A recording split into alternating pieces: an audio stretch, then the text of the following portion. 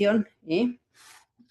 Bueno, pues vamos a ver, entonces empezamos ya con la unidad 2 de las metodologías, aunque como bien decía en la última clase, la enseñanza basada en el pensamiento también supone, o en algunos casos o en algunos manuales, puede venir también como una propia metodología, ¿vale? Aunque nosotros la hemos tratado más que como una metodología, como un enfoque desde el que aplicamos cualquier metodología, con el enfoque de imbricar dentro de cualquier materia, ya sea matemáticas o ya sea segunda lengua o lengua y literatura o biología, las habilidades de pensamiento, recordáis, ¿verdad? Y habíamos propuesto para eso la actividad de analizar la tarea que un profesor al finalizar la unidad didáctica le propone a los alumnos trabajando la habilidad de pensamiento de toma de decisiones. Y para eso le propone una pregunta, como ya habéis podido ver, le propone una pregunta y a partir de ahí, bueno, va generando una dinámica. Entonces vosotros tenéis que valorar en qué medida esa teoría o esa tarea sobre la Segunda Guerra Mundial pues supone una enseñanza basada en el pensamiento. Y después tenéis que realizar o diseñar más bien una actividad, no 300, una actividad que cumpla con los estándares de una enseñanza basada en el pensamiento, ¿vale? Da lo mismo, podéis elegir el curso y podéis elegir la materia. Alguna me preguntaba si podía elegir matemáticas. Claro, claro, yo intento que elijáis otra distinta a matemáticas porque en la segunda parte de la asignatura vais a trabajar solo con matemáticas. Pero bueno, si queréis utilizar matemáticas, no voy a ser yo quien diga que no, ¿vale? Por si os resulta más fácil o más estratégico a la hora de luego aplicar a la unidad didáctica, ¿de acuerdo?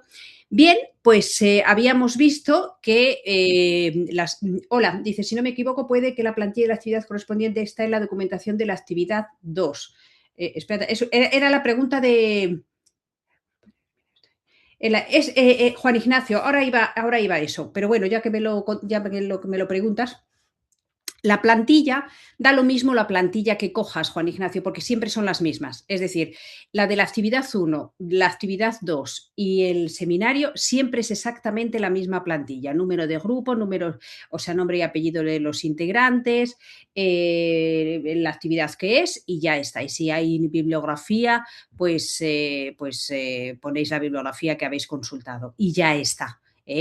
Pero vamos, si alguno siente la necesidad de que necesita una plantilla por actividad porque está más ordenado, yo sin ningún problema le subo una plantilla estándar y ya está, también al seminario y ya está, para que la podáis trabajar a partir de ahí, ¿vale? Pero siempre es la misma, no hay plantillas distintas para las distintas actividades, no, siempre es la misma plantilla con el objetivo de que yo vea el número de grupo a vista así de pájaro y los integrantes para que yo lo confirme o lo coteje con la lista Excel que ponemos a principio de curso para que os inscribáis en los grupos y saber si es individual o no es individual, ¿de acuerdo?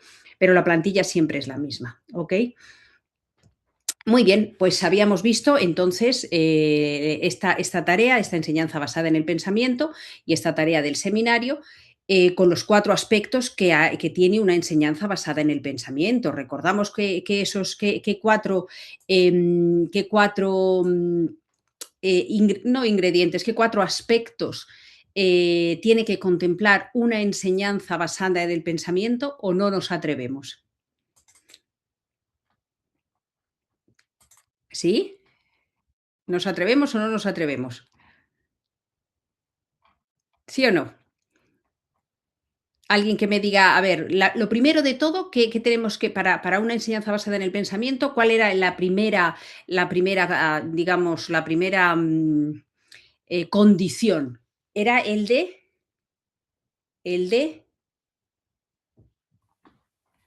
¿sí? Nadie se atreve. Ay, Dios mío. Pensar, claro. Pero más que pensar, esta de Marta, ese sería la consecuencia, digamos, o el objetivo. Neuronas apelmazadas del calor. Me lo creo, Miguel, me lo creo. Ay, qué gracioso. Totalmente, ¿eh? Las neuronas, de hecho, puede que resulte así, bueno, pues como algo así, un chiste, pero en realidad es así, es decir, el calor implica un equilibrio homeostático distinto. Es decir, recordáis que teníamos el tálamo y el hipotálamo, que era el pequeñito en forma de triángulo, que era el encargado de mantenernos vivos, de mantener el equilibrio interno de nuestro cuerpo. Y con el calor, efectivamente, toda la atención, digamos, toda la energía del cuerpo está focalizada en mantener una temperatura acorde para que no nos muramos de calor ni nos muramos de frío. Entonces, efectivamente, ahora con el calor, nuestra actividad baja y el pensar, como habíamos dicho, nos lleva o no, nos consume mucha energía. Con este calor, pues oye, no da para todo, entonces el cerebro pone más énfasis en mantenernos a un equilibrio homeostático de temperatura, en este caso agradable, y de cara a la supervivencia, lo que nos viene, que es sobrepensar. Entonces, en ámbitos o en contextos de mucho calor, el pensar se hace más difícil justamente por eso, igual que en contextos de muchísimo frío, lógicamente, ¿vale? Entonces, aunque pueda resultar así un chiste, realmente es así. Con el calor y con el frío, es decir, con temperaturas extremas, se piensa peor porque el cerebro está encargado de mantenernos vivos y de esa supervivencia. ¿De acuerdo? Bien, entonces le decía yo a Marta que pensar era, digamos, el objetivo o la consecuencia de. Pero, ¿qué cuatro aspectos de una enseñanza basada, qué cuatro aspectos vimos de una enseñanza basada en el pensamiento? ¿Cuál era el primero? ¿Recordáis aquella fotografía que habíamos visto del Colegio Montserrat? ¿Recordáis el martes? Sí, el martes. Que la diapositiva de una clase que parecía que era un tanto particular, ¿no? Que parecía en principio como muy desordenada porque no era tradicional, y luego veíamos que cada uno iba a lo suyo, ¿sí o no? ¿Recordáis esto, verdad? Efectivamente, dice Jordan, disposición para el pensar, es decir, crear un clima, una cultura del pensamiento, una disposición para el pensar, que habíamos visto que estaba configurada por unas expectativas altas para los alumnos, por tiempo, para dejarles pensar, es decir, necesitamos tiempo, consumir tiempo para hacer las cosas, y eso el currículum actual nos lo permite así. Habíamos visto también utilizar las preguntas, que nunca o casi nunca, o no hay que abusar de las preguntas dicotómicas. Habíamos visto que también las oportunidades para generar preguntas que son susceptibles de discutir, es decir, no preguntas facilonas, sino preguntas susceptibles de discutir. Pues, por ejemplo, como una nutrición puede ser bueno para uno y malo para otro, o la que nos ponía de ejemplo en la diapositiva, cuando decíamos, bueno, pues un trozo de hielo bien abrigadito, con una bufanda de lana que le da bien de calor, lógicamente nos dice la razón que se derretirá antes que uno que no está abrigadito. Entonces, bueno, pues ahí estas preguntas que no son de fácil respuesta nos crean oportunidades para pensar, y estas oportunidades nos van creando cultura. Bien, muy bien. Después de esa disposición hacia el pensar, de esa cultura para el pensar, ¿qué segundo ingrediente? Pues evidentemente el que se deriva de esta cultura es la práctica, ¿no? Es decir, pues si no creo una cultura y no practico, pues, pero era un tipo de práctica, ¿recordáis el verbo? Es una práctica guiada o... ¿Qué es lo que hace el profesor con una enseñanza basada en el pensamiento? ¿Cuál era el verbo mágico? Andamiada, muy bien, es una práctica andamiada, pero ¿cómo hacíamos esa práctica andamiada? ¿Con qué verbo?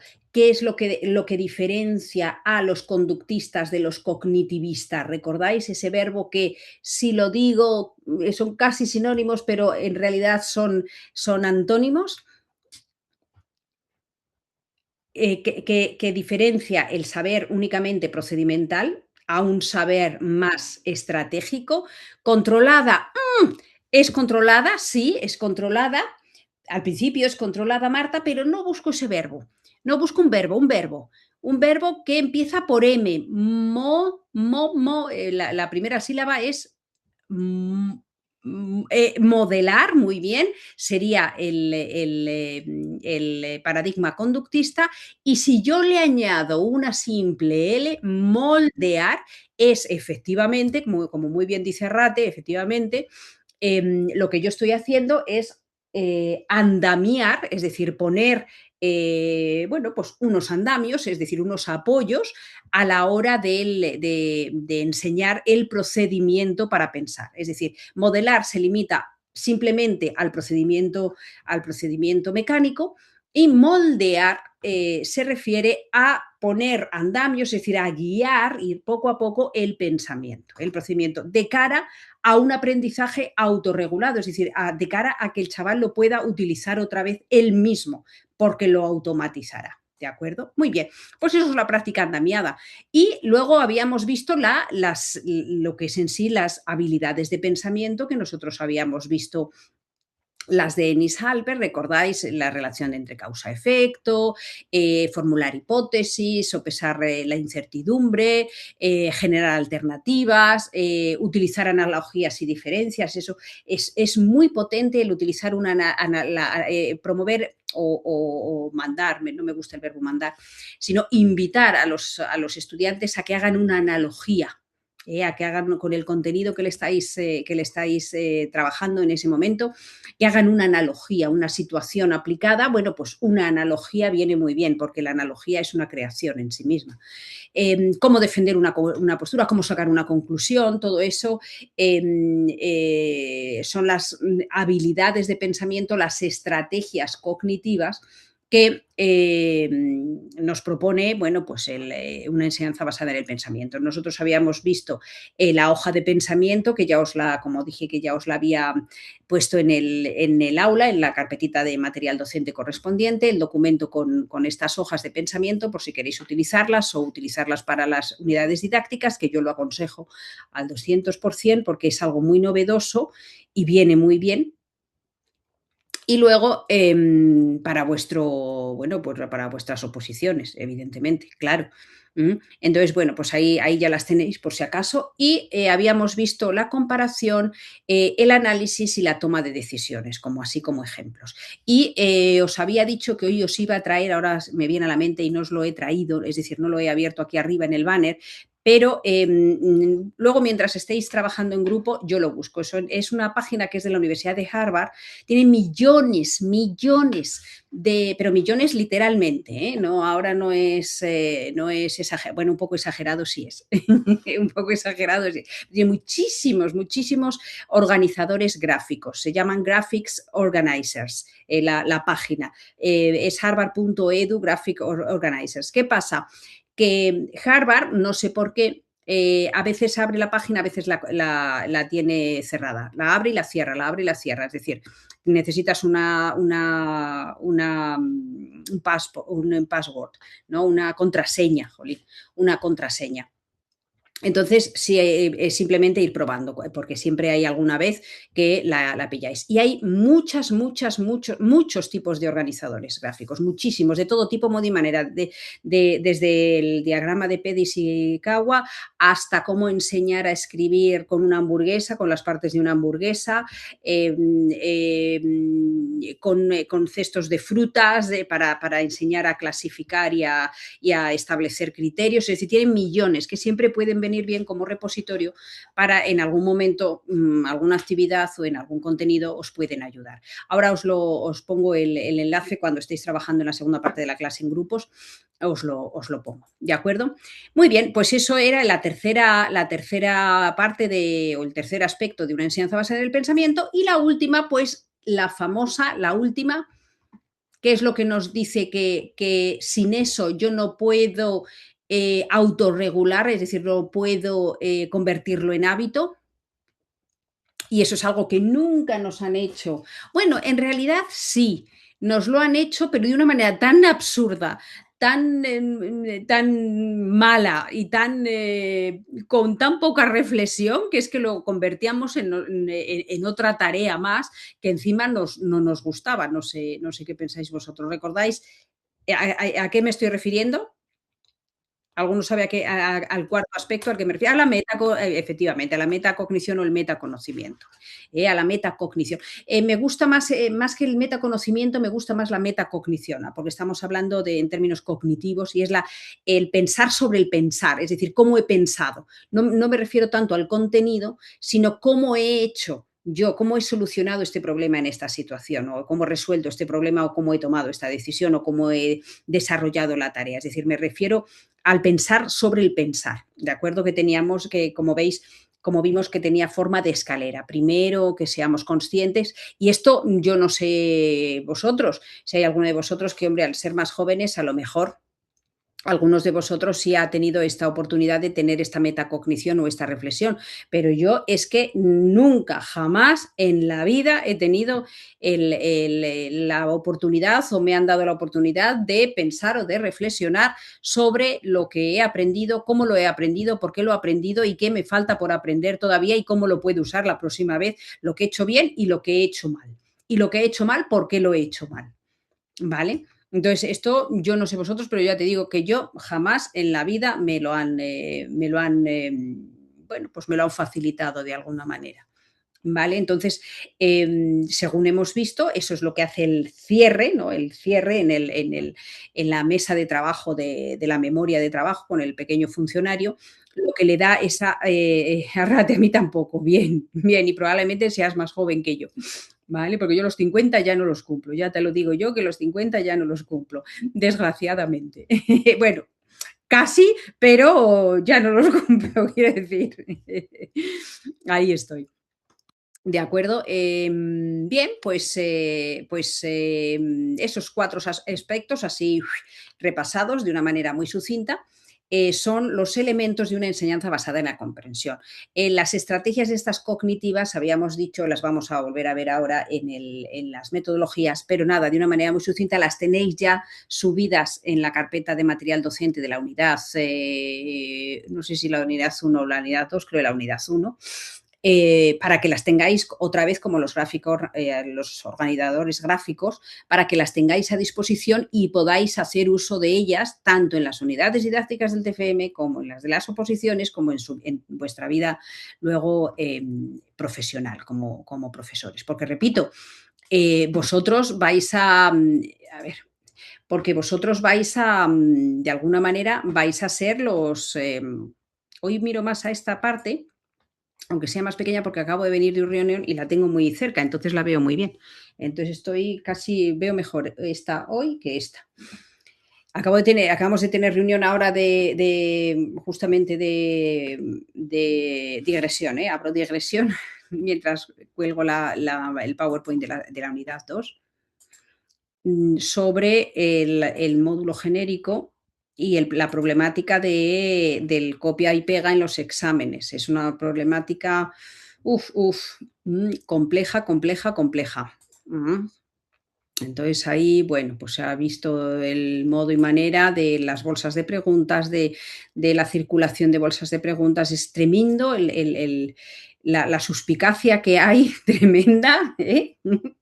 Y que yo no entiendo, por otro lado, no entiendo, pero el caso es que se da. Entonces, bueno, pues ahí hemos estado hablando vamos, un poco a full de este tema y de cómo revertir esos procesos. Entonces, es gravísimo, gravísimo, lo digo ya por si tenéis otra asignatura con preguntas tipo test, gravísimo. En ningún caso, ni de unidades, ni de nada, podéis cortar y pegar una pregunta. Nada, o sea, nada, no puede salir nada, porque es automáticamente, bueno, pues suspenso.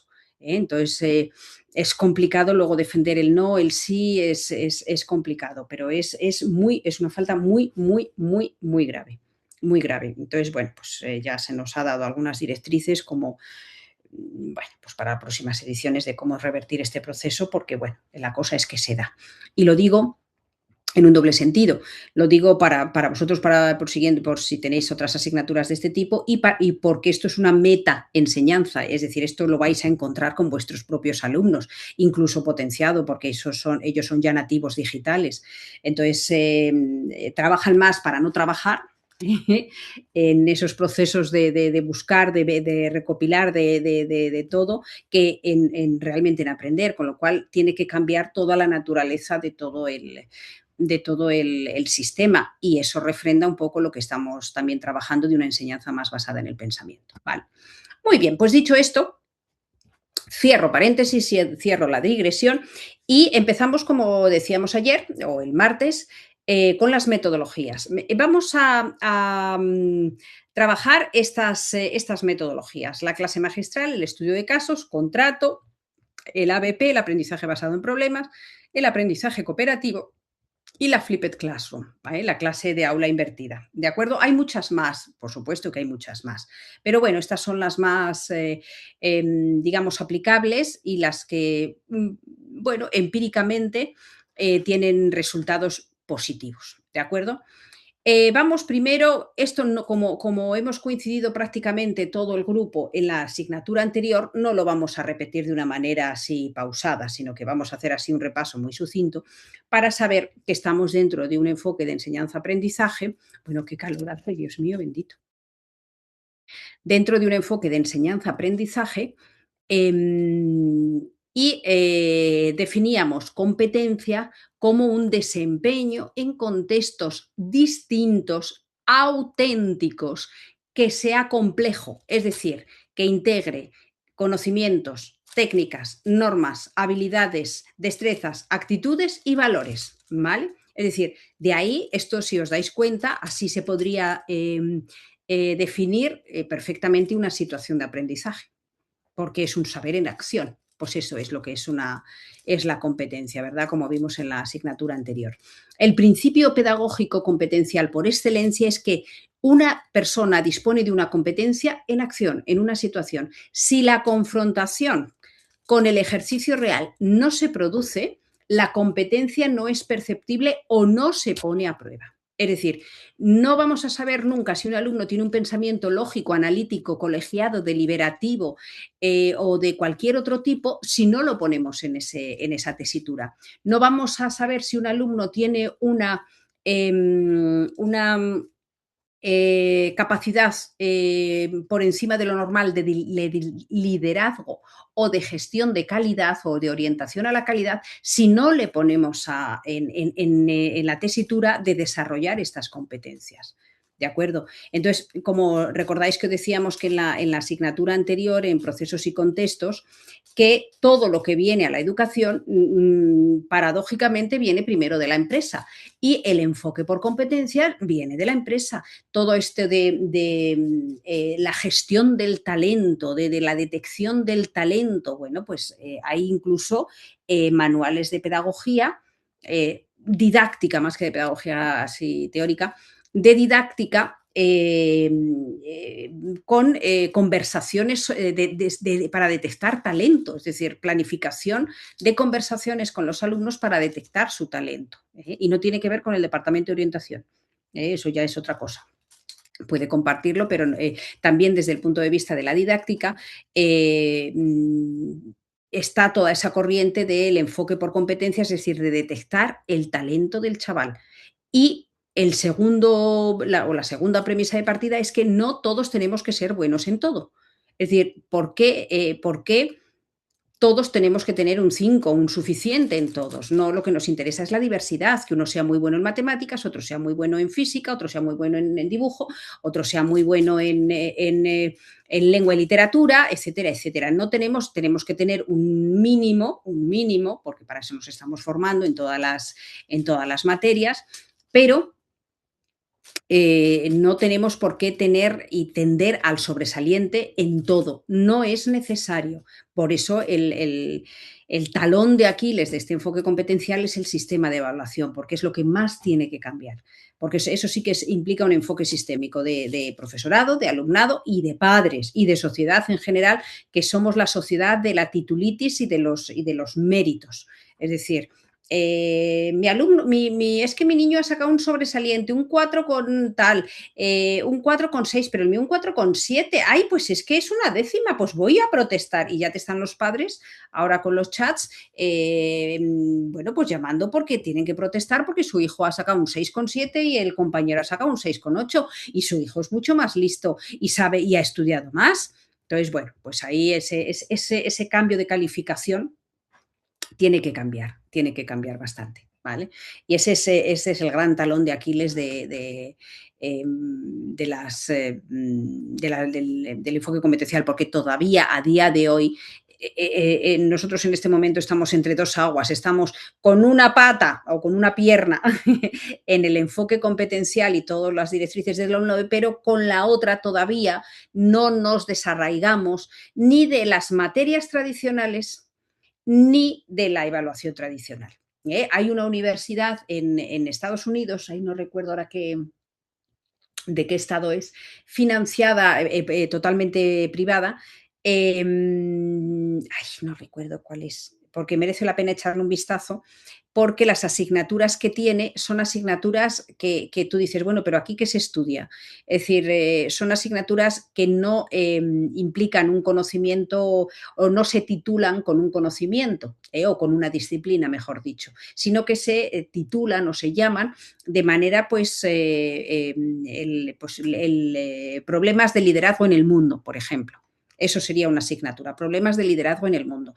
Más bien como seminarios, como cuando nosotros ya los docentes vamos a dar estos seminarios o esas microcredenciales que llaman de formación permanente, bueno, pues algo así. Entonces, cambiar el currículum, porque el currículum que tenemos, señores, y ahora esto ya lo sabemos, viene todavía las materias, quiero decir. El currículum, hombre, ha cambiado en contenidos y ha cambiado un poquito, pero las materias son las materias. Y con todo esto que estamos viviendo y el enfoque competencial, el pensamiento y todo esto, estas tres patas, la teoría, la psicología de la educación, los principios pedagógicos competenciales y lo que nos está cayendo en la sociedad, pues sinceramente a lo mejor habría que darle una vuelta a eso, ¿eh? Claro, que ya la LOMLOE es bastante innovadora, entonces en ese sentido, pues vamos poco a poco, pero las materias tienen que cambiar, tienen que ser mucho más globalizadas. Fíjate qué materia más bonita, problemas de liderazgo en el mundo. Vamos, ahí entra todo, todo, todo. O sea, ¿qué podemos ver ahí? Pues podemos ver de todo ya. Y entonces me diréis vosotros, ¿ya entonces cómo se califica? ¿Pero por qué tienes que calificar? ¡Qué manía con calificar! ¿Pero por qué hay que calificar? Y ya me estoy disgregando yo mucho, que no quiero yo meteros porque sois, digamos, novicios en el arte de la docencia y tampoco vais a empezar en la innovación, hay que empezar paso a paso. Pero bueno, yo ahí voy soltando pildoritas por si alguno le da por hacer algún día una tesis doctoral, pues que vaya pensando en unas propuestas curriculares distintas y más adaptadas a las necesidades sociales que tenemos. ¿Qué pensáis de esto que acabo de decir? ¿Estoy yo como muy descaminada o cómo lo veis vosotros desde una perspectiva de futuros docentes o ya de cuasi presente docentes? Actuales docentes, más que presentes. Estoy yo bueno. ¿Cómo lo veis? ¿O tenéis las neuronas todavía apelmazadas, como dice Miguel Ángel? Y dale con Miguel Ángel, con Miguel. Siempre te llamo Miguel Ángel, debe ser por el actor. ¿Sí? No sé quién tiene. Sí, Miguel, ¿tienes el micro encendido? ¿Sí? Sí, ¿Quieres hablar? no sé, sí, aparte de las neuronas apelmazadas. Eh, realmente no sé qué decirte. Es cierto que con una visión más amplia no sería necesario calificar, porque realmente cada uno está aportando una solución desde su punto de vista, ¿vale? Para los problemas o los contenidos que se imparten en cada asignatura. Entonces, el hecho de calificar estás de alguna manera sancionando la perspectiva de cada alumno. Eso es. Es mi punto de vista. por la Magnífico. calificación. Me encanta el verbo sancionar, porque efectivamente el sistema de calificación que tenemos es un sistema de ir a buscar los errores, no de promocionar los aciertos para luego volverlos a aplicar. Y los errores que queden en una retroalimentación final. Es decir, tú le dices como docente el error, él lo empaqueta en su carpeta y a otra cosa mariposa, es decir, no le sirve para nada. Para nada. Por eso lo que dices de sancionar la perspectiva del alumno me ha encantado, me lo voy a anotar. Sancionar la perspectiva del alumno me gusta, me parece una frase perfecta. Muy buena, que recoge muy bien lo que yo he querido plasmar. Perfectamente, muy bien, gracias, Miguel. ¿Tenía levantada la mano el compañero? ¿Otro compañero? No sé. ¿O me lo has No, dicho? yo simplemente Ah, decía, digamos, que los alumnos, digamos, también se pueden evaluar. Eso da pie, digamos, a la crítica, digamos, y a una, por volver a decir, a una tormenta, digamos, de ideas, de intercambio de conocimiento, eso entre es. la sociedad, ¿no? Eso es, eso es. Yo os animo, eso es importantísimo, Carlos, importantísimo. Es decir, todo lo que se puede hacer, lo que denominamos en investigación entre pares, evaluación entre pares, retroalimentación entre pares, trabajo entre pares, pero el trabajo entre pares implica la evaluación entre pares. Entonces, lo que nosotros vamos a ver cuando hablemos en la unidad 3 de la evaluación, yo propongo siempre entre pares, con el guión de autorregulación. ¿Por qué? Más que de autorregulación, de autoevaluación. Autoevaluación y autorregulación en ese sentido es lo mismo. Es decir, son preguntas que andamian los criterios con los cuales él va a evaluar al compañero y el compañero le va a evaluar a él. ¿Por qué? Porque ellos no tienen criterio de evaluación, lógicamente. Si tú le das esos pasos de qué criterios, en qué tiene que fijarse a grandes rasgos, él luego va a automatizar a la hora de evaluar no solo el problema de matemáticas del compañero, sino el texto luego del compañero, el trabajo del compañero, el dibujo del compañero, es decir, lo que sea, cualquier materia. Entonces, todo lo que sea entre pares tiene una potencia además con efectos empíricos muy positivos, muy positivos. Mucho más que los... además, ya ahí me pongo más de investigación, tiene mejores efectos porque nosotros llevamos a cabo una investigación de evaluación para el aprendizaje y dividimos a los alumnos, está mal decirlo, pero para que nos entendamos, en buenos, en malos y en regulares de rendimiento. Es decir, un pedagogo nunca debe decir esto, ni un psicólogo de la educación, como en mi caso, no debe decir esto, pero bueno, para entendernos en la muestra. Y tenía muchos mejores efectos en los alumnos buenos y en los regulares. En los malos, ¿eso qué nos indicaba? Que los que tienen menor rendimiento todavía son más susceptibles de tener esa guía y ese desarrollo de la autorregulación en la evaluación, porque no tienen menos criterio todavía. ¿Vale? Entonces, todo lo que se haga entre pares es magnífico y es eficiente a la hora de un mejor aprendizaje. Vale, muy bien. A ver, dice Jordán aquí, y si no evalúas al alumnado, ¿con qué criterios seleccionas qué alumnos pasan de curso y cuáles deben repetir porque no han adquirido las competencias requeridas? Por ejemplo, eso es la pregunta del millón, Jordán. Primero, aquí ya nos vamos. Aquí esto ya era para una aula abierta. Para una aula abierta es un aula donde nos reunimos una vez a la semana, así tomamos un café y hablamos de lo divino y lo humano, que no es clase, sino un aula.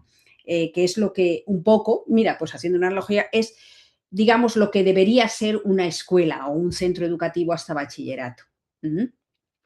Primero, ¿por qué hay que evaluar al alumnado? Evaluar implica no calificar, es decir, no es causa-efecto. Una evaluación no implica una calificación o no tiene por qué implicar. De hecho, en el sistema tradicional lo implica, evidentemente, pero la evaluación no es lo mismo que calificación. Tú evalúas, pero no evalúas para tú controlar que el alumno va bien, sino para que él controle que va bien.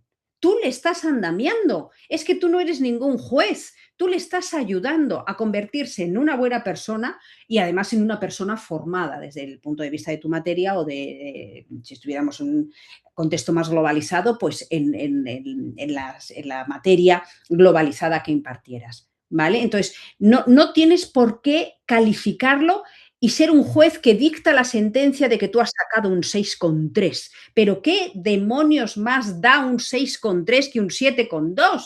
Si es que da lo mismo, si es que eso no sirve para nada.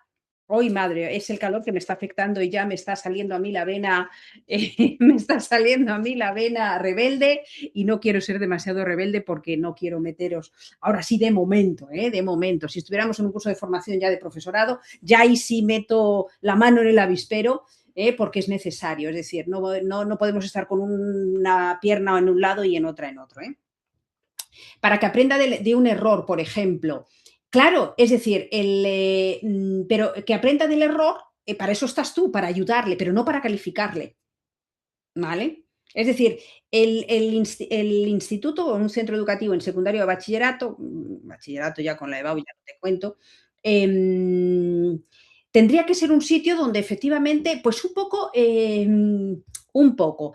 Fijaos, yo estuve en Georgetown, en Estados Unidos, en la Universidad de Georgetown, y a ver si ahora mientras trabajáis en grupo hice algunas fotos de las clases. Aquello era una maravilla. Yo entrar allí, primero el mobiliario, es decir, la arquitectura, que ya eso te da, o sea, tú entras por la puerta y ya aquello, esa madera de castaño oscura, ya eso te da, era universidad, evidentemente, pero aquello ya te da una reflexión y una actitud, todo el contexto también influye, pero sobre todo las clases. Las clases, luego a ver si mientras estéis las encuentro, eran clases muy pequeñas y donde no había mesas y donde el profesor no estaba ni arriba ni tal, el profesor estaba como un alumno más. Eran casi como mesas, como una reunión de trabajo donde estamos todos sentados en círculo o en semicírculo y pequeñas, y pequeñas. Entonces ahí, bueno, pues el que más sabe, claro, es el que va dirigiendo, el que más sabe eres tú, pero tú no eres un juez, tú estás ahí para ayudarlo a saber, a pensar, a avanzar en ese conocimiento, pero no estás para luego todo eso para juzgarlo. Lo evalúas, claro que lo evalúas, pero lo evalúas para que él siga aprendiendo, no para que tenga una nota, ¿vale? Entonces, la pregunta de millones dice Jordan, ¿cómo pasan de curso? Bueno, pues a lo mejor había que plantearse también lo de los cursos. Es decir, una edad implica un curso. Tradicionalmente, bueno, pues a lo mejor también eso tiene que cambiar.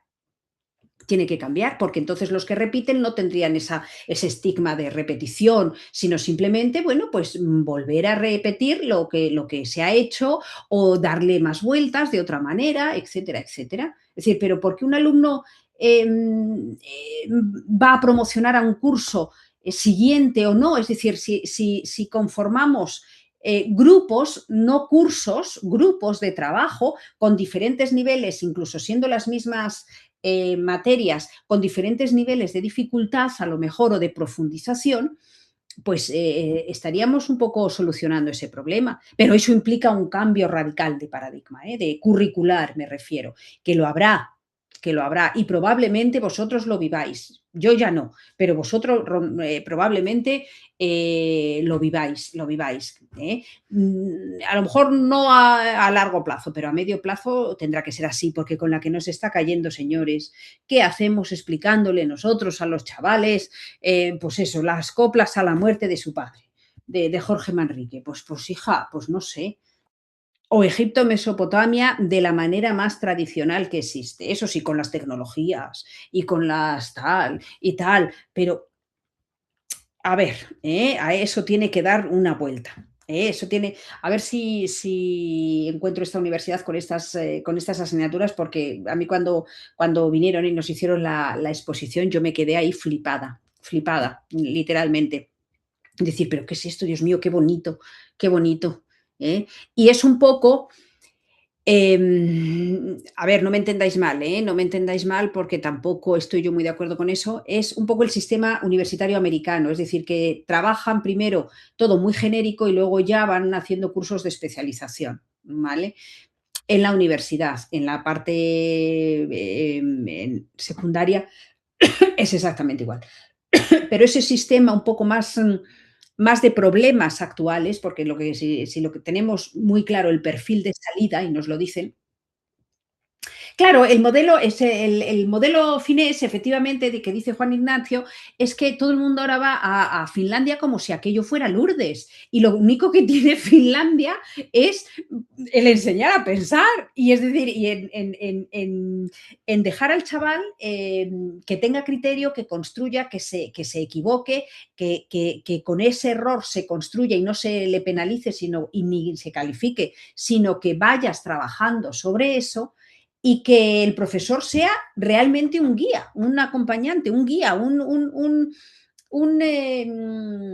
pues si me apuráis, como los antiguos maestros, ¿no? de budistas, o ese modelo de profesor que vimos en YouTube de William Hunting, de la película del indomable William Hunting, de que, bueno, pues habla mucho con ellos, orienta desde el punto de vista disciplinar y también personal, todo eso, toda esa es vuestra labor. Pero con un sistema donde de 9 a 10 matemáticas, de 10 a 11 física, profesores distintos, todo muy rápido, el PowerPoint que no va, tal, no sé qué, venga, no es posible eso, no es posible desarrollar, y mira que hay profesores buenos, a ver, que hay profesores magníficos, magníficos, porque y hacen cosas maravillosas, normalmente hacéis cosas maravillosas. ¿Qué pasa? Que lo que falla no es el profesorado, es el sistema curricular que hay. No está a la altura o no responde a las necesidades que tenemos. No responde el sistema curricular, no. No, entonces sí queda muy bonito el perfil de salida, las competencias clave, no sé qué, valores, actitudes, pero ¿cómo valores y actitudes si el muchacho va que no le llega la camisa al cuello ya de tantas materias como tiene y de tantos contenidos que tiene que aprender para luego hacer como una bulimia conceptual de ala, venga a tragar para luego devolver en el examen? Entonces, todo eso va muy poquito, con mucha pildorita, porque ahí sí hay que tenerlo muy claro y entonces ahí no hay vuelta de hoja que podéis decir, no, es que la IA con la IA pues nos van a sustituir, ¿no? Pues se oye mucho pues, que vamos a hacer los profesores con la IA. No. Es decir, ahí sí que no. Es decir, el humano, el ser humano tiene una necesidad innata y predeterminada desde el nacimiento a un acompañamiento. Es decir, por muy estupenda que sea y muy fina que sea la IA y las cosas que se hacen con la IA y el asistente y de estudio y tal, el acompañamiento personal, la guía personal nunca va a ser sustituida por la... ¿Y por qué? Porque es una necesidad vital del humano. Necesitamos feedback humano, necesitamos acompañamiento humano, necesitamos moldeamiento del humano. Somos así. Entonces, la IA en este sentido jamás nos puede sustituir.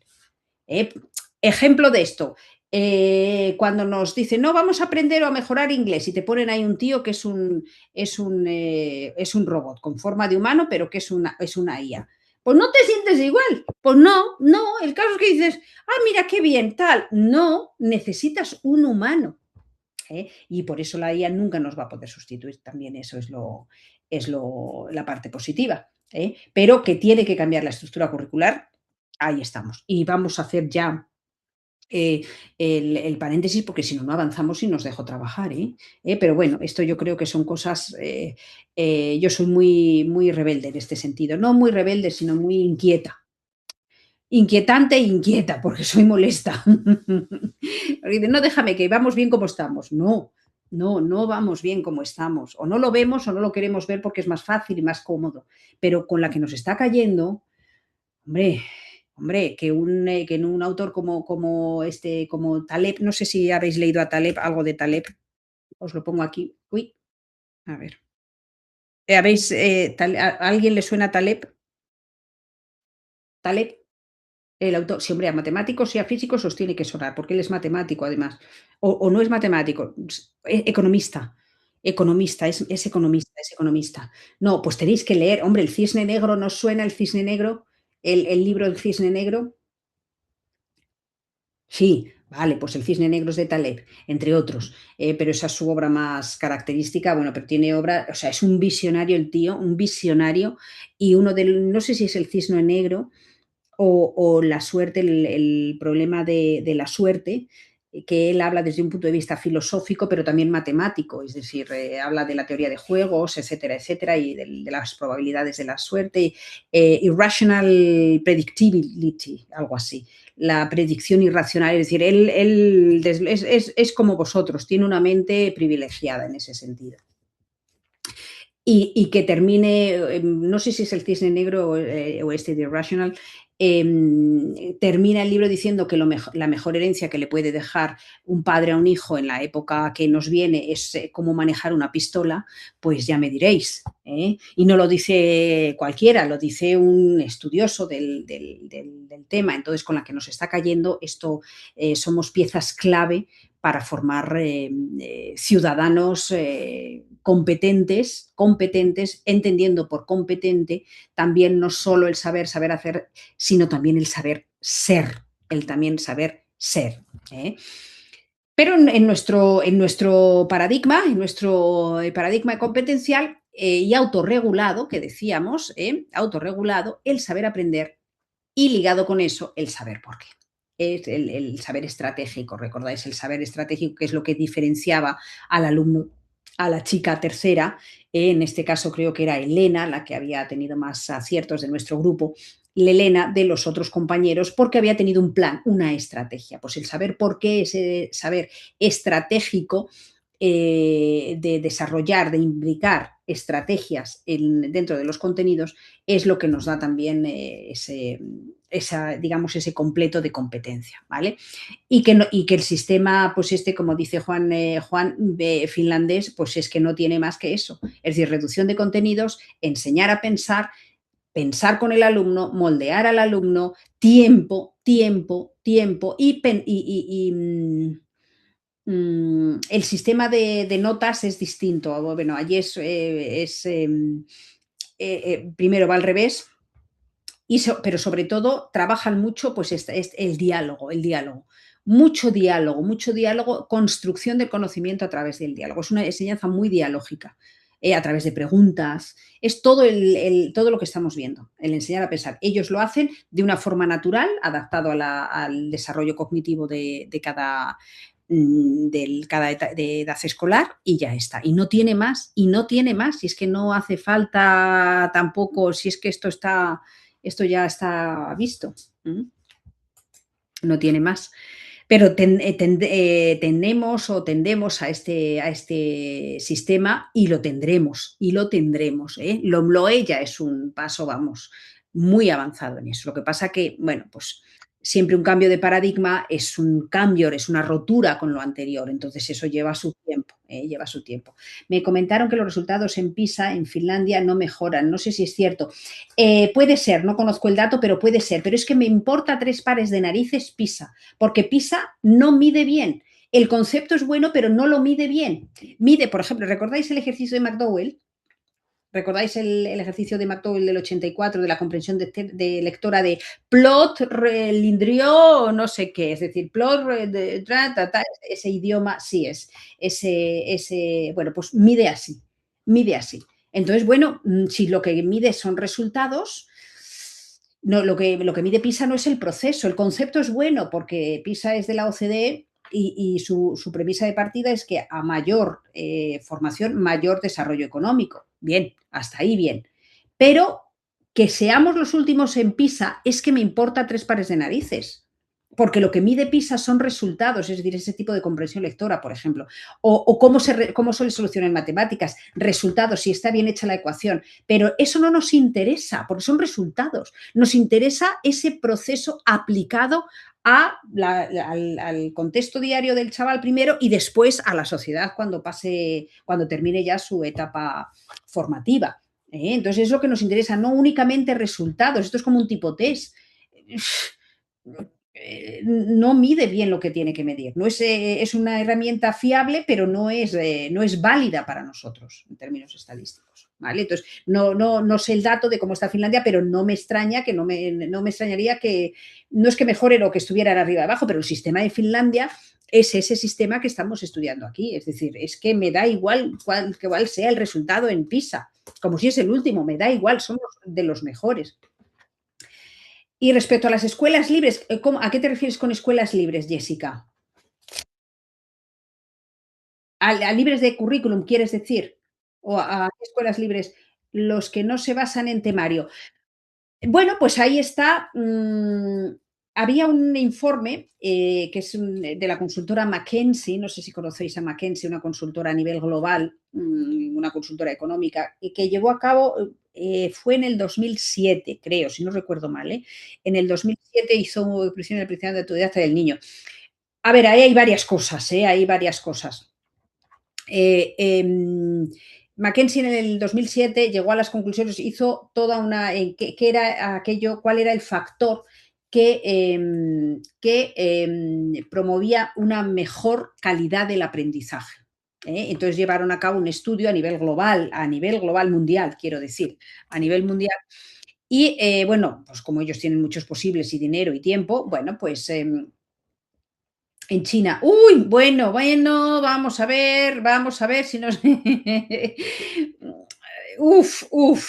Hay como dicen en Alemania, un Jein, un sí, pero no, un sí, pero no en español sería. Bueno, pues McKinsey en este informe llegó a la conclusión de que el mayor factor para mejorar la calidad de enseñanza era mejorar la calidad del profesorado. Ahora voy con eso, Carlos. Es mejorar la calidad del profesorado. Y entonces, bueno, pues ellos daban unos tips como buenos consultores, había que mejorar el salario, evidentemente, había que mejorar el prestigio social del profesor, evidentemente, bueno, y otros cuantos, ¿no?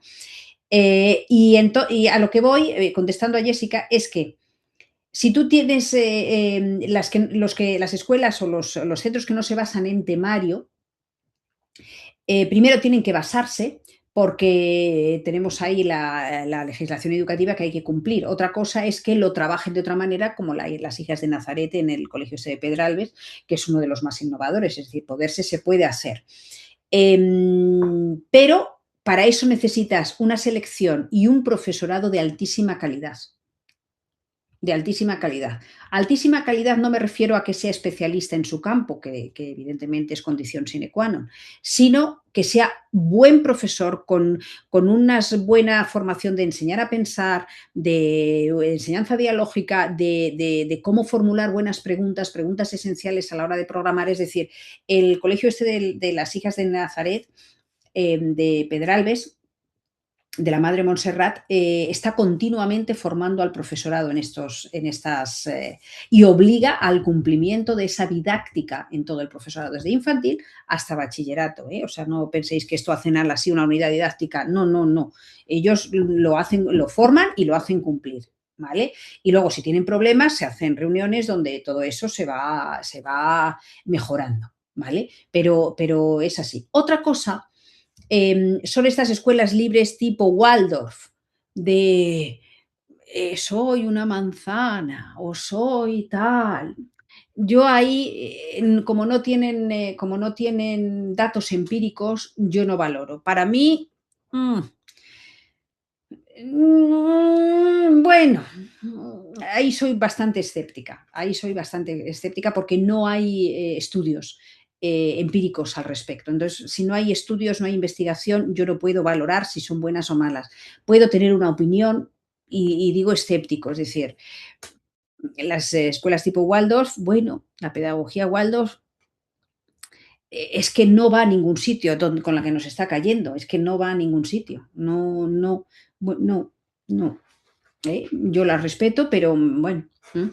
Las que priorizan el aprendizaje autodidacta tipo lo que decía Yadi Will en los años 30, ¿no? O María Montessori, eso sí, es decir, los centros de interés de Crowley, es decir, que se trabaja en el aula por centros de interés. Eso es tú fíjate que estamos hablando de la escuela nueva, es decir, de principios del siglo XX, que lo llamaban escuela nueva. A día de hoy todavía sigue siendo innovador y estamos en el 2026. Trabajar por centros de interés es una forma que yo trabajo muchas veces, no siempre, pero como, así como metodología, como un tipo de flipped classroom.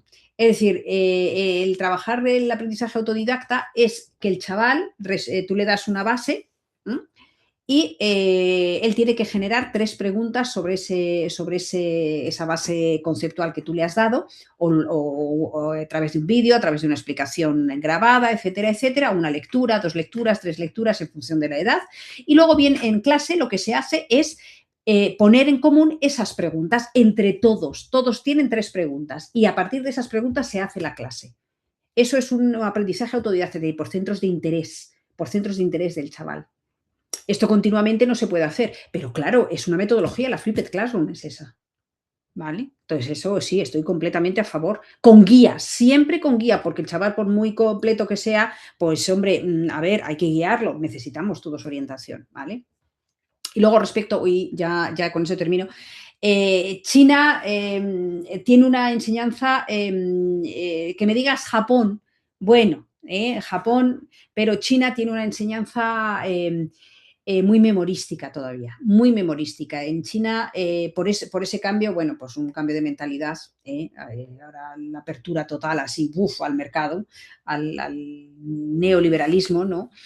Entonces tienen todavía una enseñanza muy memorística y castigan muchísimo el error, muchísimo.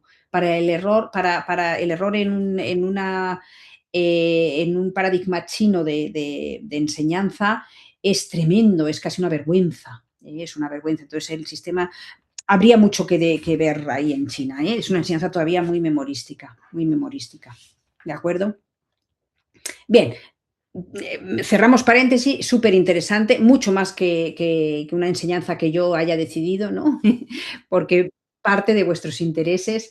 Dan mucha importancia a la retroalimentación, pero dentro a la retroalimentación dan mucha importancia a una retroalimentación final, directiva, y eso a nosotros no nos interesa tanto. Lo veremos cuando veamos los tipos de retroalimentación en la evaluación. Porque la retroalimentación, eso sí es cierto, es el núcleo de la evaluación. ¿Vale? La retroalimentación es el núcleo de la evaluación, no la nota. Olvidaos de las puñeteras notas, que nos hacen muchísimo daño psicológico, primero, y es que tenéis que desprenderos de ese paradigma. ¿Qué más da un 7,2 que un 7, que un 8,4? Es que da lo mismo. La pregunta es, ¿he aprendido? ¿Y qué he aprendido? ¿Y cómo lo he aprendido? ¿Y esto me va a servir? ¿Y cómo me va a servir? Eso es la clave. Las notas, no. No. Creédmelo, no. Y lo veréis como profesores, la poca importancia que le vais a dar vosotros a las notas de vuestros alumnos. Lo vais a ver. Lo vais a ver. No el sistema. No el sistema. Y entonces la retroalimentación es el núcleo de la evaluación formativa. El núcleo, pero dependiendo del tipo. Porque vamos a ver cómo definimos a retroalimentación, como un estrechamiento de la brecha entre de donde está y de donde quiere llegar. ¿Vale? Entonces, ahí hay el sistema educativo, las notas, por ejemplo, en las oposiciones se sirven para sacar plaza, es una pena, pero es así. Claro, es que, Jesús Antonio, si hay algo en lo que estoy absolutamente en contra es el sistema de oposición. O sea, ahí ya no voy ni a entrar. O sea, no voy ni a entrar porque me enciendo. O sea, yo con las oposiciones me enciendo. No. O sea, no. Es así, es un sistema, punto. O sea, es un sistema de la época de la dictadura, sí señor, de la dictadura, y sigue a día de hoy. Es un sistema de selección que es completamente ineficaz, es absurdo y además poco efectivo. Punto pelota. Ya está. Y con eso lo dejo, no voy a entrar yo más porque si no se nos va la clase. No sé quién había levantado la mano, si había, o eras tú, Jesús, mismo, que al final lo has escrito por chat. Vale, bueno. No, entonces, simplemente era yo para decir que es la retroalimentación del profesor, la que da importancia a los chinos. Yo he visto un vídeo de Bill Gates que habla, y Shanghái tiene una de las mejores escuelas del mundo porque el profesor se retroalimenta. cosa que no se trabaja en muchos países. Ah, en la formación, dices, en la formación. Retroalimentación del profesor, es decir, que se autoevalúe para luego ser mejor profesor. Vale, Buscar vale. una mejor enseñanza. No me refería a la retroalimentación del alumno. Ah, vale, del propio profesor. Ah, bueno, es que eso es un capítulo muy grande también, ¿eh? Es decir, en la formación, en cómo se refresca el profesor, los cursos de formación y cómo se forma y cómo se evalúa su propia enseñanza, que ha salido bien. Para eso están los diarios de aprendizaje. Yo los llevé a cabo como durante 2 o 3 años. Digo, los dejo o muero en el intento, ¿eh? O sea que para eso, que es importantísimo, importantísimo, porque es una metacognición de nuestra labor como docentes, una metacognición. Es decir, dices, uy, qué clase más buena me ha salido hoy. Ay, qué bien, qué contento estoy. A las 3 semanas ya no te acuerdas ni qué has hecho, ni cómo lo has hecho, ni por qué lo has hecho, ni qué había salido bien, ni qué había salido mal. Si no lo apuntas, no reflexionas sobre eso, el por qué ha salido bien, por qué ha salido mal, qué puedo hacer para el año que viene. No nos da el sistema, no nos da tiempo para hacer eso. Y eso es importantísimo, importantísimo. Es decir, la metacognición o la autorregulación, la autoevaluación del profesor, eso es importantísimo. La autorretroalimentación sería en ese caso, ¿no? Más que, bueno, en ese caso sí sería retro. Ahora se habla ya no de retroalimentación, sino de realimentación, porque la realimentación implica que es delante y detrás. Ah, me das el examen, mira, me lo voy a mirar. Muchas gracias, Carlos. Fenomenal. Fenomenal. Bill Gates, bueno, hay mucho que decir sobre Bill Gates, pero por lo menos hay que saber que el hombre es un tipo, bueno, inquieto. Y entonces eso sí hay que reconocerse. No vamos a entrar en el porque es que si no ya echamos las 2 horas aquí charlando, que me encanta porque es mucho más divertido para vosotros y para mí. Pero vamos a avanzar un poquito porque las metodologías sí son importantes. Esta la vamos a pasar, no me interesa mucho demasiado ahora. Lo que sí me interesa es esta, lo que habíamos denominado una enseñanza alineada en el centro para las competencias, para desarrollar ese perfil de salida y el desglose de ese perfil de salida en las competencias asociadas a cada materia. Tiene que ir todo de forma coherente, es decir, la naturaleza de las tareas, el tipo de tareas que yo le encomiendo al alumno, las metodologías que yo empleo y el sistema de evaluación, como os decía. Si hay algo de esto que falla, por mucha metodología de estudio de casos que le proponga al alumno y luego le pongo un tipo test, pues ya me dirás tú, eso es completamente incoherente. Incoherente. Perdona, se había equivocado el enlace, es el segundo. Ah, vale, me lo copio. Me lo copio. Voy a ponerlo aquí. Le doy a copiar y aquí ya lo voy ya a pegar y así ya lo tengo. Muchas gracias. Espérate a ver que me he ido ahora. Vale, pues una vez que sabemos eso, vamos a ver lo que es común, si estuviéramos hablando en términos de música, el obstinato, es decir, lo que se repite en cada una de las metodologías que vamos a trabajar. Y es esta forma que habíamos visto, recordáis, en la taxonomía de Bloom así, pero bueno, vamos a verlo en general con esta forma que aparece en la diapositiva. Es decir, en cualquier metodología, sea cual sea la metodología, siempre tiene que haber o tiene que tener al principio ir de más controlada a menos controlada, es decir, de la instrucción explícita por donde tiene el control todo el profesor, evidentemente es un contenido nuevo, el profesor es el que más sabe sobre el tema, entonces hay una instrucción explícita, como veis, no se niega la clase magistral, es una instrucción explícita con el nuevo contenido y luego la práctica guiada o andamiada tiene esta forma, es decir, de más controlada y luego poco a poco se va abriendo. Y la última, la práctica independiente, digamos, sería la situación de aprendizaje. ¿Vale? La práctica cooperativa también se puede considerar una situación de aprendizaje, pero siempre va a estar en el medio final de la unidad didáctica.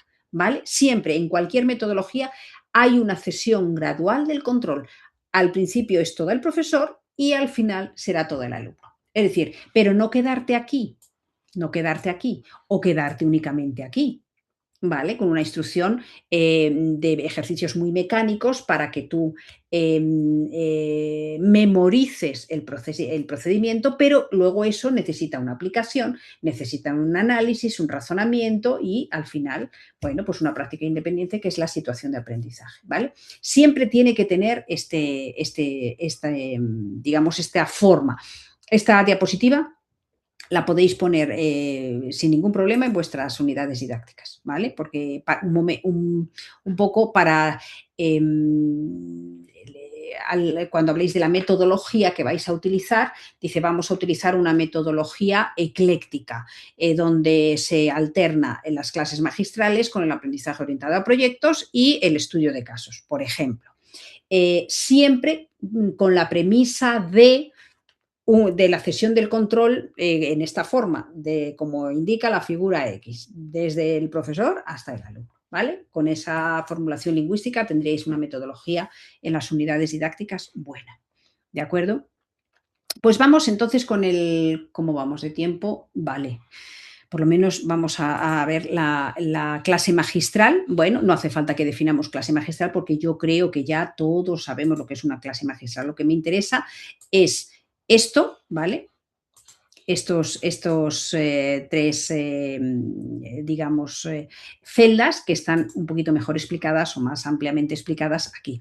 En una clase, nosotros podemos planificar un curso, ¿vale? La programación general anual, dentro de la programación general anual, tenemos nuestras unidades didácticas, ¿vale? Del curso, que pueden ser entre 12, 10, dependiendo cómo las trabajemos, si es más o más amplias, más pequeñitas, bueno, pues una media, ponle de 12, ¿vale? Por curso. También tenemos la planificación de cada una de ellas. Dentro de cada unidad didáctica planificamos también las actividades y también planificamos las clases. Es decir, planificamos el contenido, la planificación de la enseñanza en general, la planificación de cada unidad didáctica que conforma las unidades didácticas del curso y también el plan de clase. Es decir, el plan de clase al principio conviene hacerlo en papel. Conviene hacerlo en papel, vamos, en papel. Quien dice en papel, yo hablo todavía de papel, pero bueno, quien dice papel dice iPad o ordenador o lo que queráis, ¿no? Y luego ya lo haces mentalmente. No conviene hacerlo mentalmente, todos lo hacemos. Todos lo hacemos porque si no otra vez morimos en el intento con tantas cosas que tenemos que hacer. Pero conviene hacerlo, y esto es ya una parte de la autorretroalimentación que decía Carlos, que nos viene muy bien porque yo luego al curso que viene ya sé qué he hecho y cómo he planificado cada una de mis clases. Repito, no hace falta hacerlo todas las clases del curso porque es que si no mueres en el intento, pero a lo mejor el primer año sí porque necesitas un poco de entrenamiento. Luego ya vas a ver, voy a hacer esto, esto, esto y esto. Y en 3 minutos o en 1 minuto y medio de pensar, ya tienes todas las actividades en la cabeza, ya tienes toda la experiencia, sabes con qué actividad vas a activar los conocimientos previos, qué hipótesis vas a lanzar, qué pregunta, ya lo sabes, ya lo amortizas, como decimos en didáctica, ¿no? Lo primero, necesitas mucho tiempo a la hora de diseñar las actividades, de tal, pero luego lo vas amortizando, ¿vale? Entonces, bueno, pues una clase siempre conviene que sea el 15% de la clase y la introducción. Fijaos, un 15%, un 15%, que es activación de conocimientos previos, resaltamos un poco la importancia del tema en función de ellos, propiciamos un ambiente adecuado mediante un diálogo, una tecniquilla de 3-2-1 o de lo que sé sobre este tema, del KWN que decíamos, le pones una imagen, como vamos a ver en las rutinas de pensamiento ahora, una imagen rara, pero que tenga un poco de relación con lo que tú le vas a trabajar. Ahora veremos algunos ejemplos. Y resumes lo trabajado en el día anterior, ¿vale? Eso es un 15% de la clase. Si la clase es 1 hora, bueno, pues ese 15%, ¿de acuerdo? El desarrollo de la clase en interacción, un 75%. Aquí organizamos las ideas de secuencia lógica, es decir, ya vamos trabajando las actividades, como siempre, de más controladas, de menos producción a más abiertas, más producción por parte del alumno, conectar ideas entre sí, es decir, lo que es el grueso de la clase, recordáis los periodos de primacía y recencia, práctica, utilizamos adrenalizadores cada 15 minutos, repito, los adrenalizadores no tienen que ser grandes cosas, sino un silencio, un irte al fondo de la clase y para que se giren y se muevan el cuerpo, levantarlos, hacer actividades de diferentes tipos, todo eso lo que es el 75%, y el 10% de cada clase, cada día de clase, un 10% tiene que dedicarse al cierre. Esto es una organización de una clase teórica desde un paradigma cognitivo. ¿De acuerdo? Tendríamos que desglosar un poco el desarrollo, pero el desarrollo, como hemos dicho, tiene esta forma. Tiene la instrucción explícita de una manera un control por parte del profesor total a ir viendo la práctica guiada, práctica cooperativa y práctica independiente, donde estaría la situación de aprendizaje. ¿De acuerdo? Pero bueno, podemos luego hablar un poquito más de la gradación de esta organización de ideas, ¿vale? Y el cierre, utilizando pues las tecniquillas estas que hemos ido viendo, pero vamos a ver más ahora cuando pasemos un poco las rutinas de pensamiento. Estas tecniquillas vienen muy bien justamente para eso, para hacer ese cierre. Un 10%, si es una clase de 60 minutos, 6 minutillos, dedicarlos al cierre. El cierre es la metacognición. Vamos a ver, ¿qué hemos aprendido hoy? Hemos pasado aquí 2 horas de clase, sentaos. Yo hablando, vosotros escuchando, vosotros haciendo y yo tal. Algo tenéis que llevaros, porque si no es una pérdida de tiempo para vosotros y para mí. Entonces, venga, ¿qué os habéis llevado? Dependiendo de la edad, asociar esta clase a un color. Hay una rutina que es el CSI, el color, sensación e imagen. Entonces, ¿a qué te ha recordado esta clase? Cada clase, no siempre con esas técnicas, podéis decir, pon un titular, yo qué sé, algo así. Luego, ahora a continuación vamos a poner algunos ejemplos de rutinas de este tipo. Lo que se va a explicar, preguntas de inicio, como yo creo que sobre esto ya hemos incidido, no hace falta el One Minute Paper, escribe 3 ideas, un diario de aprendizaje. Esto es muy bonito de hacer. Hay una película que os recomiendo también que veáis, Diarios de la calle, que está basada en esto. Diarios de la calle es una profesora de un barrio de no sé qué, de ciudad de Estados Unidos, un barrio muy, bueno, pues muy deprimido, de jóvenes en riesgos de exclusión, y a través de la escritura de diarios de su vida va formándoles, metiéndole el contenido y va formándoles de tal manera que, bueno, los saca un poco de ese ambiente a través del diálogo y de la escritura de diarios de aprendizaje. Esto es una utopía.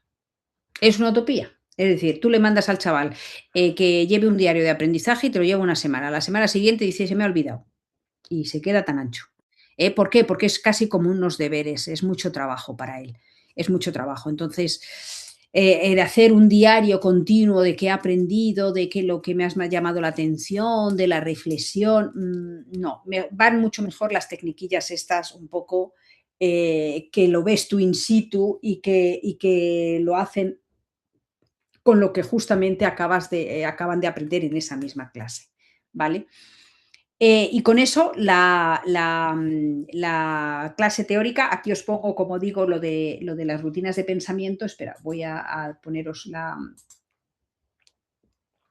Ay, no, las tengo porque es demasiado grande, creo. Espera, tengo que compartir pantalla un momento. Que compartir pantalla porque me decía que era el demasiado grande.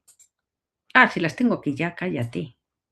Ejemplos de rutina, ya las tenía ahí. Qué tonta. Vale, voy a compartir pantalla un segundín porque el archivo no me lo acepta. Compartir. Ahí está. ¿Ya lo estáis viendo? Espera, voy a ponerlo aquí un poquito más. Aquí. Hay rutinas para, pues eso, activación de conocimientos previos, para organizar y para profundizar en las ideas. Los americanos nos dicen que podemos utilizar estas rutinas, estas tecniquillas que digo yo, como bueno, por rutinas de vez en cuando, como un repositorio de recursos para el aprendizaje, que para unas estrategias de aprendizaje para vosotros profesores, o bien también como una metodología para estructurar una clase, explorar o una clase o una unidad didáctica, explorar, sintetizar y profundizar en las ideas. Sinceramente, a mí para estructurar una unidad didáctica entera con estas rutinas me parece un poco excesivo. Me parece un poco excesivo porque también al chaval lo cansas. Entonces, bueno, estas tres preguntillas, o sea, estas tres frases que pongo aquí en color azul, es las que se ponen en infantil, en la clase, para decorar la clase y para ir generando una cultura de pensamiento desde pequeños. No veo el chat. Espera, para ver el chat tengo que irme para acá. Espera. Ya está, ya lo tenéis esto, Carlos. Esto ya lo tenéis colgado, yo creo que es en la unidad 1, pero si no es en la unidad 1, en la unidad 2. Ya lo tenéis colgado, os lo colgué ayer mientras estabais trabajando en grupos, ¿vale? Entonces esto ya lo tenéis todo vosotros en PDF. Para generar, pues aquí están las rutinas. Mira, piensa y pregúntate, focaliza, tal, el puente 3-2-1 que os decía, puntos. Bueno, veo, pienso y me pregunto. Bueno, a ver, porque esto está demasiado grande y no nos cabe. Veo, pienso y me pregunto, pues aquí podéis jugar con imágenes, dependiendo del material de contenido que le vayáis a trabajar, que iniciéis, pues en este caso yo supongo que estarán los tipos de paisaje, ¿no? Un bosque, ¿qué veo? ¿Qué pienso? ¿Y qué me pregunto sobre ello? ¿Vale? Así le estamos ya acostumbrando a un poco, de alguna manera, a reflexionar. Si son más adultos, es decir, secundaria, bachillerato, vamos a mostrarle una imagen menos explícita. Veo, pienso y me pregunto, con esta imagen que es cuanto menos rara. ¿Qué veo? ¿Qué pienso? ¿Qué me pregunto sobre esta imagen? Y ya al final, bueno, pues ¿qué pensáis que vamos a trabajar con esto? ¿Qué temas podíamos trabajar con esto? Ya le estáis poniendo el foco atencional al 100%, porque es una imagen muy poco explícita, muy poco explícita. Bueno, pues aquí imágenes en matemáticas, en lugar de veo, pienso y me pregunto, el zoom in o focaliza. Es decir, le enseñamos esto, bueno, pues basándote en lo que ves, ¿cuál es la hipótesis de qué podría tratar el tema que vamos a trabajar? Y empezarán a decir, bueno, lluvia de ideas. Y entonces luego ya le pones solo una parte y luego ya le pones la parte entera de la imagen. Y en este caso es una imagen, y no me acuerdo del autor. Todos los años no me acuerdo del autor, pero es una imagen muy conocida. Ya lo podéis buscar en la. A ver, alguien lo sabe seguro. Efectivamente, Escher, efectivamente. Gracias, Jesús. Pues es para trabajar, por ejemplo, la simetría. Vamos a trabajar la simetría, el plano, la simetría, etcétera, etcétera, ¿vale? Y trabajar con esta imagen. A ver, espérate, a ver. Uy. Ejemplos de rutina. Espera, ¿dónde estoy? Que ya me hago un lío con las pestañas. ¡Qué grande es! Bueno. Bueno. A ver, voy otra vez al chat. Tiene un museo en La Haya. Ah, mira, no lo sabía. Escher, no lo sabía que tenía un museo en La Haya. Pues mira, buen tip, porque si alguna vez voy por allí, lo veo, lo voy y lo visito. Muy bien. Sabiología, bien, una forma un poco más activa. Mandamos a todos ponernos de pie, ponemos una 4 o una 3 en 1, 2, 3, en este caso en 7, en 7 pupitres dispersados por la clase. Y con estas afirmaciones, en el mundo hay más hombres que mujeres, las ovejas van a desaparecer en unos años, ¿qué continente estará más poblado? ¿Para qué sirve al ayuntamiento tener sus habitantes? Si os dais cuenta, esto va para trabajar el contenido de geografía humana, algo así. Entonces, cada miembro del grupo escribe algo de respuesta a la cuestión que le ha tocado. Algo, lo que sea, lo que les surja, se levantan y se van rotando por el resto de los grupos. ¿Veis? Es otra forma de introducir un tema. Y las afirmaciones propuestas serán los ejes vertebradores de la unidad a trabajar. Fijaos qué bonito. Esto es lo que hemos comentado nosotros antes con alguno que habéis dicho, aquellos que no se basan en textos. Esto es otra vez otra flipped classroom, clase. O sea, casi, perdón. Es decir, esto es trabajar por los centros de interés. Tú antes has planificado muy bien las preguntas para que te lleven al contenido que tú quieres tratar, pero sale de ellos porque ellos ya han opinado antes. No se lo das tú, así como decían los conductistas, así, pum, en un pack, ¿vale? Los planetas, como os decía el puente 321, antes y después de la unidad. 3 palabras, 2 preguntas y un símil. Los planetas. Los números primos. Venga, los números primos, que no se estudian en secundaria, se estudian en primaria, pero bueno, los números primos, o yo qué sé, los números enteros. Es que yo de matemáticas no, del temario de matemáticas no sé mucho, la verdad. 3 palabras, 2 preguntas y un símil o una analogía. Y comparte, deja que los compañeros pasen por tu puente, qué pensáis al inicio y cómo ha cambiado. Luego ponéis por parejas. Pues yo tenía esto, ¿qué tienes tú? Pues tal, pues cual, ¿vale? Todo eso hace el foco al principio y el closer o al final. El seguimos al sol, teniendo en cuenta la idea o la propuesta, pues qué emociones, oscuridad, ¿qué te parece más dudoso? ¿Qué necesitas saber o averiguar? ¿Ves? Esto es un post. O para generar ideas también lo puedes utilizar como proponen ellos, ¿no? Es decir, qué emociones te sugiere el tema, qué te parece más dudoso o negativo al final de la clase, qué necesitas saber o averiguar acerca de esta idea, si te das cuenta. Bueno, pues aquí hay ejemplos de pequeños textos, siempre los textos son auténticos.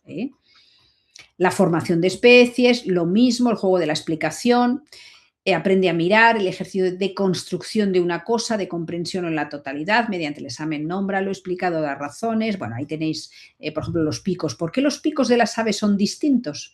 ¿Qué relación hay entre pico y forma de ave, por ejemplo, o forma de vida, por ejemplo? Eso sería una pregunta esencial. ¿Todas las aves tienen pico? ¿Por qué unas lo tienen de colores y unas más grandes y otras más pequeños? ¿Por qué? Ay, son cosas que dices, no sabríamos decir, y eso es muy sugerente, ¿vale? Para sintetizar, bueno, no vamos, repito, porque es que si no se nos van las clases, los titulares, el color, símbolo, imagen, generar, conecta, las 4 Cs. Esto, por ejemplo, estos son auténticos. Se pone un titular, nos convertimos en periodistas. Ejemplo, matemáticas en las potencias. Ellos han generado esto, es decir, esto viene ya de los propios alumnos. Los números acaban. ¿Es siempre más grande mejor? Fijaos, lo que consiguen los alumnos. En el ejemplo de las fracciones, 90 grados es un cuarto de círculo. Ahí tenemos un convergente, un futuro matemático. Toma cualquier fracción, divídela por la mitad y nunca conseguirás cero. Ahí tenemos un pragmático. Uf, esto es un visionario ya. El que te ha dicho esto puede ser un visionario. Porque para hacer este titular es ingenioso, ¿eh? Las fracciones mismo vale para saber cuánta Coca-Cola te queda en el vaso que para medir la distancia desde el cole a tu casa. Bueno, estos son cosas que han dicho los alumnos sobre las fracciones o sobre las potencias. Color, símbolo, imagen, las esencias de una lectura, los vídeos, bueno, pues estas ahí tenéis. Y para profundizar, voy a destacar el de los círculos de punto de vista. Lo veis despacio, pero este está muy, muy bien y sale muy bien. Le ponéis una foto, en este caso esta, que es muy sencilla, y simplemente le decís que escoja una perspectiva. Es decir, o es esta señora que hay aquí, o es el propio edificio, o es la palmera que está aquí, o es el coche, o es la niña, o es el transeúnte que va por aquí, o es el material del propio edificio. ¿Qué dice? ¿Por qué tiene esa forma? Es decir, y va a utilizar su perspectiva para explorar, para ver, bueno, pues para un poco tratar el tema que tú estés tratando dentro del contenido disciplinar que estés, ¿vale? Este viene muy bien, viene muy bien. Es decir, en caso de una urbanización, bueno, pues o de un edificio moderno, bueno, pues uno es el material, otro es la palmera. ¿Qué dice la palmera? Pues la palmera dice, joder, me han puesto aquí ahora un edificio que es muy moderno, pero claro, a mí no me va bien, porque claro, lo que yo quiero es tal, dice la niña, ay, qué bien, pues yo tengo más tal, pero me tengo peligro. Es decir, te implica, estás desarrollando diferentes perspectivas de una manera lúdica sobre un tema concreto, ¿vale? Bueno, aquí tenéis más, lo tenéis como digo ya dejo de compartir, espera, ahora sí.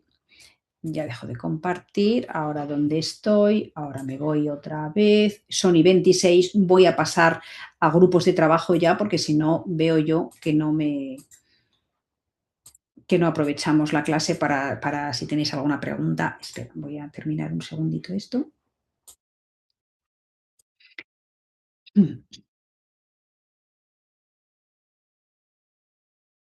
Vale. Hemos dicho, sí, termina aquí la clase magistral y la siguiente metodología que veremos ya el lunes es el estudio de casos, ¿vale? El estudio de casos, que es, como decía, simplemente lo explicito un momentín, es una historia, es un trozo de realidad llevada al aula, es una historia, es como es una novela en realidad. Una película es un estudio de caso.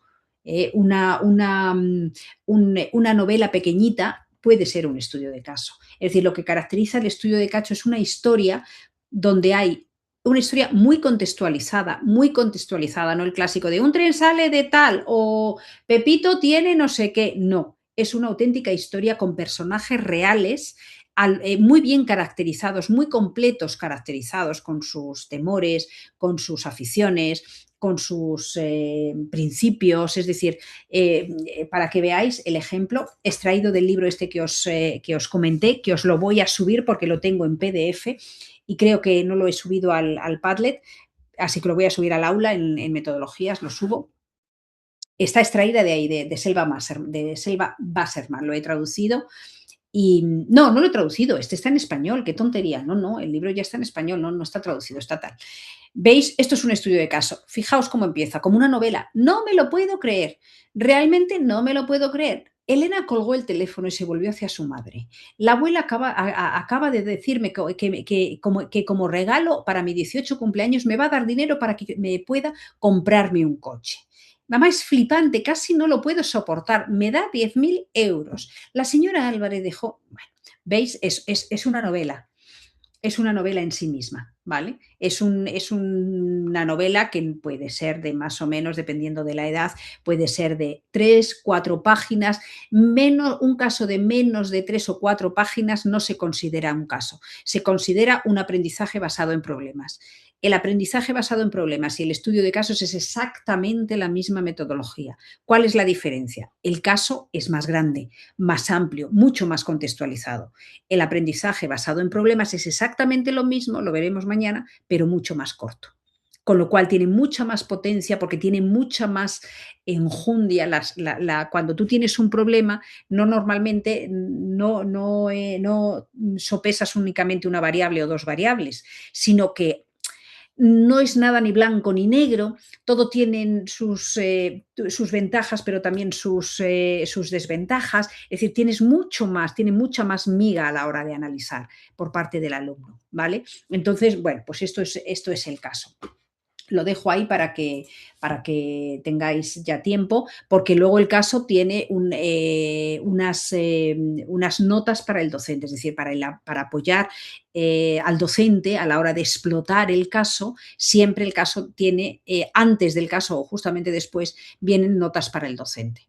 Evidentemente, esto tú no se lo das al alumno, tú las tienes, ¿vale? Se examina el concepto, las ideas, fíjate, las ideas que pueden servir de fundamento, te da las ideas que sirven de fundamento, que luego tú puedes convertir en pregunta esencial y trabajar sobre ella a través del caso. Y luego, el caso al final del caso, tiene unas preguntas generativas del caso, ¿vale? Es decir, el caso tiene unas preguntas. ¿Qué habría hecho tal? ¿O de qué dependería? ¿O en qué medida piensas, en tu opinión? Todo siempre es en tu opinión. ¿En qué medida? ¿En qué aspectos? Todas son preguntas muy, muy, muy amplias, muy abiertas para que tú tomes la perspectiva, tú como alumno tomes la perspectiva que quieras, tengas que repasar el contenido y tengas que defender tu postura. ¿Vale? Entonces tiene una... Y luego eso lo trabajas primero de forma individual en tu casa, con lo cual también es otra vez una flipped classroom. Tú le das el caso a última hora del lunes, por ejemplo, en la clase del lunes, en la última hora, le das el caso y dices, bueno, este es el caso que vamos a discutir la próxima clase del jueves.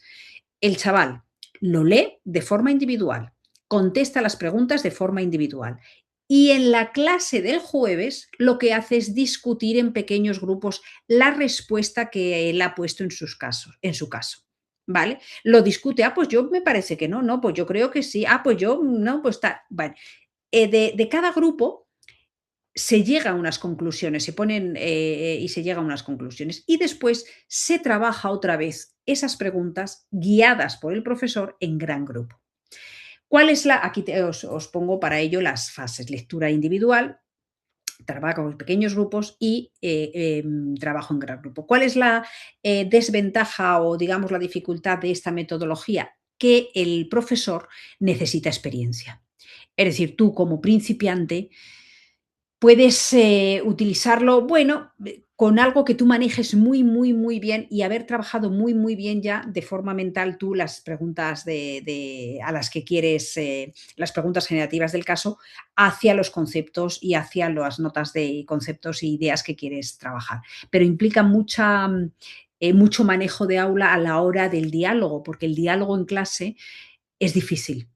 Para que sea realmente un diálogo constructivo y no se te vaya por los cerros de Úbeda, el traer al alumno hacia donde tú quieres llevarlo es muy complicado, porque uno te sale con esto, el otro te sale lógico y lícito porque le puede venir a la mente, pues por ejemplo, como el compañero que me ha dicho lo de China, no tiene nada que ver, pero a él eso es interesante porque a él lo ha conectado y eso te interesa. Eso te interesa porque eso significa que está trabajando. Entonces te interesa enganchar eso, pero no darle, no, sino traerlo otra vez hacia tus conceptos o tus ideas que quieras trabajar. Entonces, eso implica una cierta destreza por parte del docente. Pero ¿es efectivo? No, lo siguiente, como decía aquel, ¿no? Es decir, yo hice mi